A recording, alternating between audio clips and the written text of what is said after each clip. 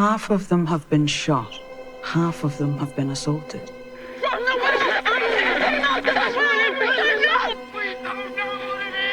400,000 years ago, what was the planet called? I thought it was... I've never been so scared in my life. The planet is lifeless and dead.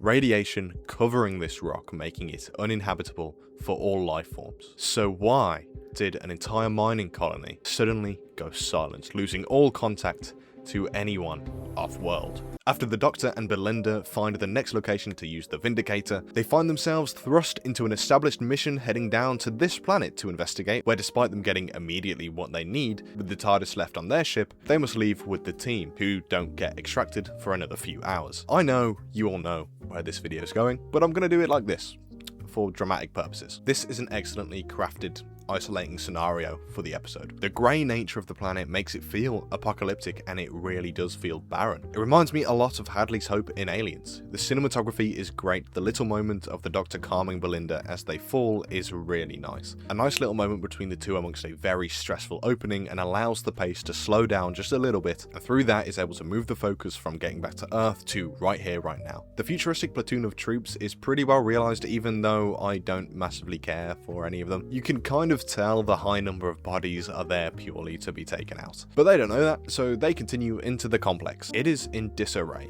Worst of all, with a rising body count as they venture through the halls. And that's not where the strange factors end. The base has been dismantled, as if there was some kind of fight, and that shows with the state of the bodies too. Half of them bruised with broken bones, and the other half had been shot.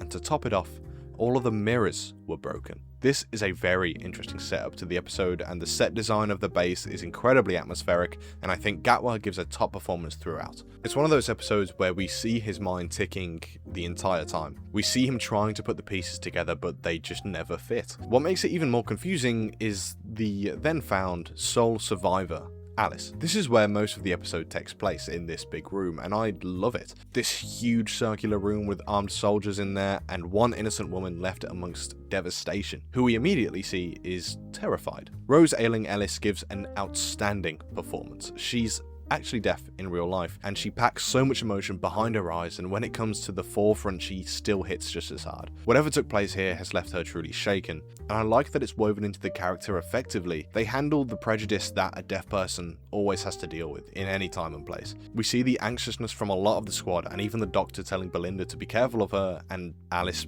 pulls him up on that. Cassio is a big bellend though, constantly on the aggressive, and has basically made up his mind immediately that she's the villain of the scenario. Now, it does look a certain way, with her as the only survivor, and she admits that she shot the other woman in the room, but she claims it was in self-defense. But even if she shot everyone, she doesn't look capable of breaking all the bones of the other bodies. So is she a victim or the perpetrator? As the Doctor, Cassio and Shire go to look into the security footage, the sheer sight of the well is pretty intimidating. This planet that, even when occupied by the colony, was impossible to survive outside, it builds this tension and sense of uncertainty about what could inhabit the planet below. So they're attempting to gain information about what happened. All the while, Belinda tends to Alice's minor injuries, and they make a bit of small talk, referring to the human race, but strangely, both Alice and Shire respond with no knowledge of the name. Stupid name for a planet.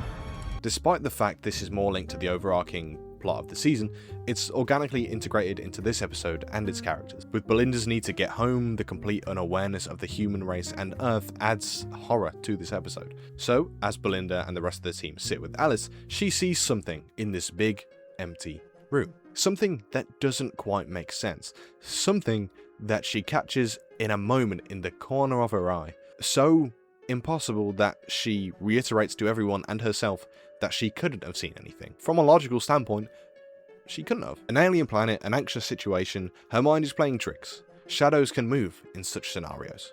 But then, it happens again. I think these are two great jumps. One by one, everyone in this room is being pushed to an anxious edge, not knowing any answers or context to what we're currently in, other than it involved a lot of death, to then be presented with something literally visually impossible. By all accounts, it would drive you insane. They attempt to rationalize if they have actually seen something, we'd still be able to see it behind Alice. Despite rotating round to get different angles, they can't see anything behind Alice. Despite her pleas to keep back, They are not open to conversation and are going to force their way through to get answers to their own anxieties. As this is happening, the Doctor recovers the audio from the security footage, which is unveiled to hear workers shouting, "We don't know what it is." A spine-tingling moment. Paranoia escalated and spread to everyone on this base, and now it's getting to everyone in the other room. Curiosity and that paranoia is dictating their every movement, making them point their guns at Alice, making them doubt their own mind, making them see glimpses of something they don't and can't understand. Everyone is seeing something that isn't there, and it's driving them mad. The Doctor is starting to catch up. The music rises as he delves into the depths of his mind. Something is all too familiar, and upon asking about where the radiation comes from, the pieces start to come together. An extonic star left galvanic radiation across the entire planet. It's a dead star now, but the radiation remains. Shire informs us about the wars that came after the death of the star, which was followed by the planet being stripped of carbon, leaving the planet ruined. All this being ancient history by this point, but this is the moment it all comes together. If this planet is in ruins and left to dust, what could be worth mining for? That very specific diamond that once covered this entire planet, before it was stripped away thousands of years ago. And what was this planet called? Midnight. I've been here before. This is a fucking top tier moment, dude. You all knew this already, but I had to relive the suspense for myself. The reveal isn't dragged on too much, it's quick and the Doctor rushes into action following it, keeping the peril of this reveal and making the events we're currently locked into so much more terrifying. Knowing what has taken place on the planet before, it actually adds horror to the episode. The music is amazing, a healthy blend of new uprising suspense and tension before the release into the horrific track that we remember from Midnight. And right on cue, as the soldier Hanno stands directly behind Alice, they're sent flying into the air. And as we gather from the bodies we saw earlier, and the way she's left, her bones are all broken, and she's dead. There is something behind Alice Fenley, the creature with no name. The Midnight entity has found new ways to play 400,000 years later. Once it learned through mimicking, and we saw it enjoy that during the final moments of the episode.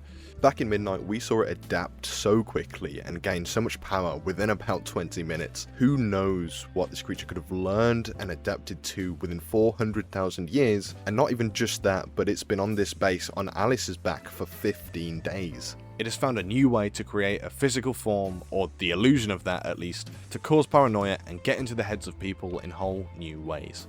Creeps into your head and whispers.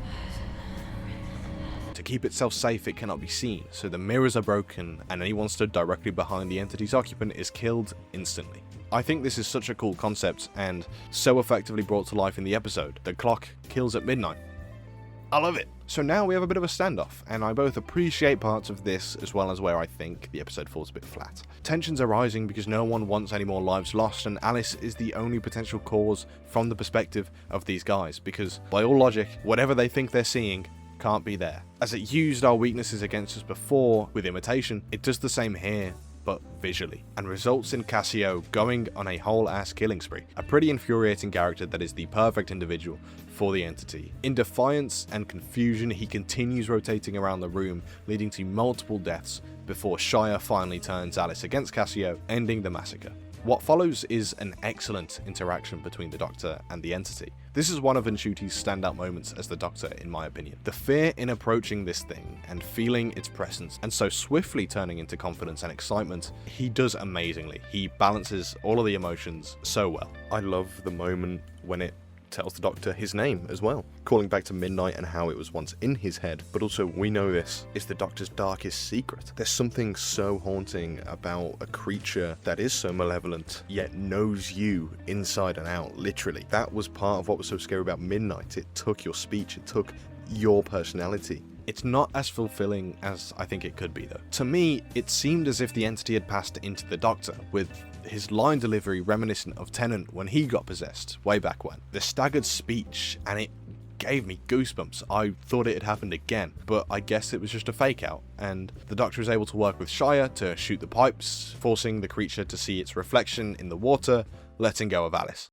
Or does it? So a chase ensues and we get a small view of this thing, and my headcanon is that this isn't actually any kind of form, it's just something it's using to scare them, but I still hate it anyway. As they get to the evacuation point and they're escaping, an awesome detail. There's definitely only 3 people in that lift. I have checked from every angle we have. So we'll come back to that. But as they're waiting for the lift to return, the entity signifies it's caught up. A very uncomfortable and tense showdown once again occurs as they try to deduct who it's attached itself to, and Belinda admits that she can hear it whispering. But because Shia has a hell of a shot, she shoots Belinda in the perfect place, avoiding any life-ending injuries and adopting the entity on her own shoulders. So she makes the decision to run for it. It's a very effectively emotional climax in my opinion. I love the desperation and panic to make sure Belinda lives through the shot. It's a very tense and anxious ending to the episode. I have mixed feelings on the final act of the episode generally, but the final moments bring me back in a big way. The impending anxiety between the Doctor and Belinda over how no one knew about Earth or the human race. And after seemingly beating the entity, Mo is left on the ship after the obligatory Mrs. Flood cameo for this year, and the other member of the team seems to notice something behind her before immediately dismissing her own claim, and the episode cuts to black with a whispering. So let's talk about this. The idea of a Midnight sequel is a no-go.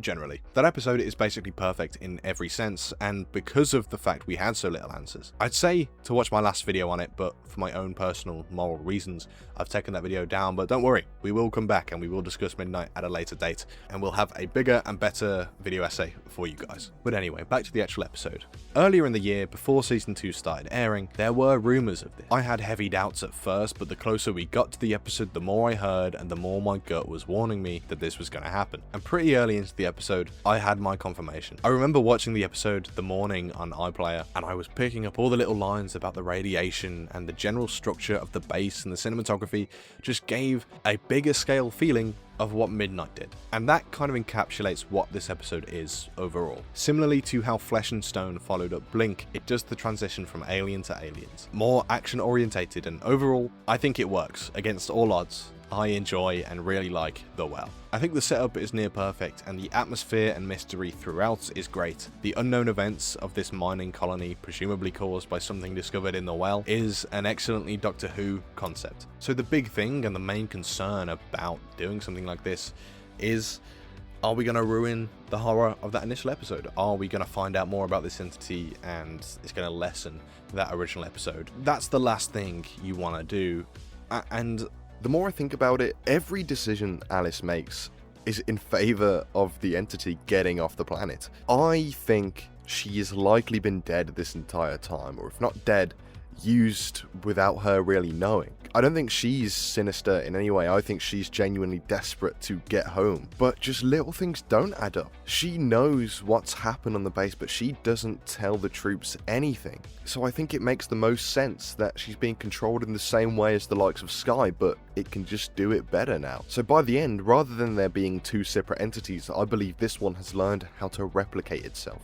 We saw it controlling both Sky and the Doctor back in Midnight, and we saw how it adapted from nothing on the truck within 20 minutes. So 400,000 years and 15 days on this base, God knows. So not only is it on Belinda at the end, I believe it's also on Alice pretty clearly from the elevator sign, but pushing even further, potentially Mo, because her reaction is just quite sus to me, as if she can hear some kind of whispering. I swear it's not me. It really isn't me. It really isn't. It's you!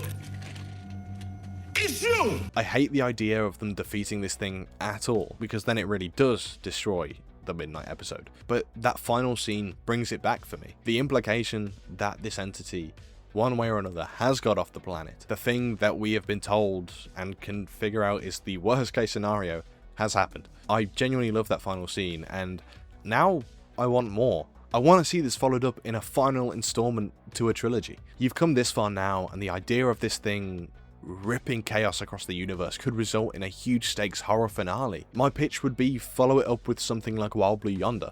And honestly, I don't hate the idea that that is connected somehow. That episode, I remember saying to everyone at the time, really reminded me of Midnight. So, against all the odds, The Well follows up Midnight in a pretty great fashion. It keeps the fear of the original while making its own threat unique and effective, building up in very small ways so that it still stands on its own. So that's about all I have to say about The Well. Next time, this spooky season. You want me to be afraid, then well done. I am the Doctor. And I am afraid.